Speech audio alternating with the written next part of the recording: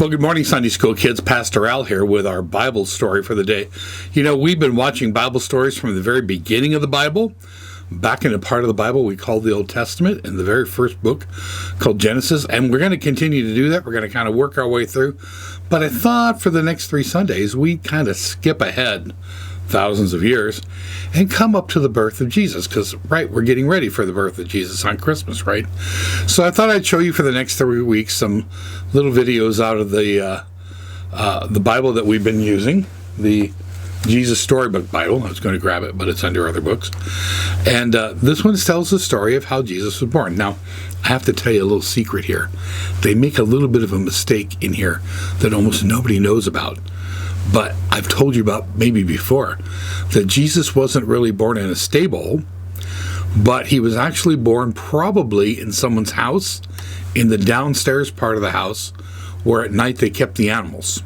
So yeah, he was probably born around animals, and yes, he was laid in a manger, and a manger is basically just a feed trough. It's where you put hay for the animals to eat. So it's okay. They get the story pretty darn close. And it's a fun way to remind ourselves of what this Christmas season and the Christmas holiday is all about. So enjoy today's story. Bye. He's here. Everything was ready. The moment God had been waiting for was here at last. God was coming to help his people just as he promised in the beginning. But how would he come? What would he be like? What would he do?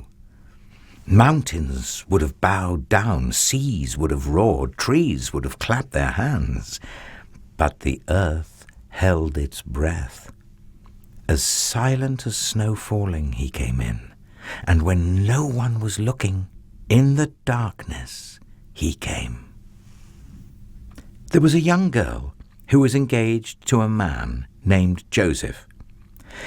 Joseph was the great-great-great-great-grandson of King David.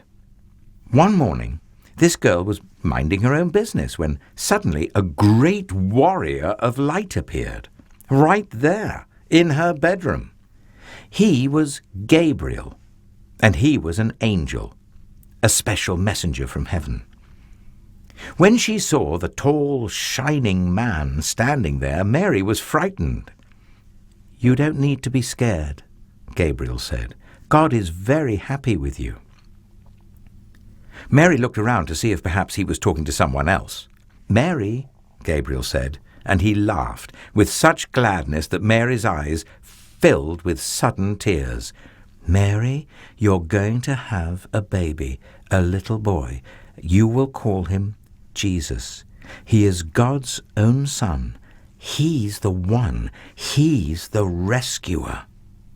The God who flung planets into space and kept them whirling around and around. The God who made the universe with just a word.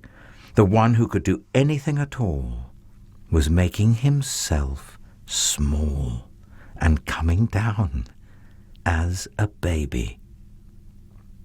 Wait, God was sending a baby to rescue the world? "But it's too wonderful," Mary said, and felt her heart beating hard. "How can it be true?" "Is anything too wonderful for God?" Gabriel asked. So Mary trusted God more than what her eyes could see, and she believed. "I'm God's servant," she said. "Whatever God says, I will do." Sure enough, it was just as the angel had said. 9 months later, Mary was almost ready to have her baby. Now, Mary and Joseph had to take a trip to Bethlehem, the town King David was from. But when they reached the little town, they found every room was full. Every bed was taken. "Go away," the innkeepers told them. "There isn't any place for you." Where would they stay? Soon Mary's baby would come. They couldn't find anywhere except an old, tumbled-down stable. So they stayed where the cows and the donkeys and the horses stayed. And there, in the stable, amongst the chickens and the donkeys and the cows, in the quiet of the night, God gave the world his wonderful gift, The baby that would change the world was born. His baby son. Mary and Joseph wrapped him up to keep him warm. They made a soft bed of straw and used the animal's feeding trough as his cradle. And they gazed in wonder at God's great gift, wrapped in swaddling clothes and lying in a manger. Mary and Joseph named him Jesus, Emmanuel, which means God has come to live with us, because, of course, he had.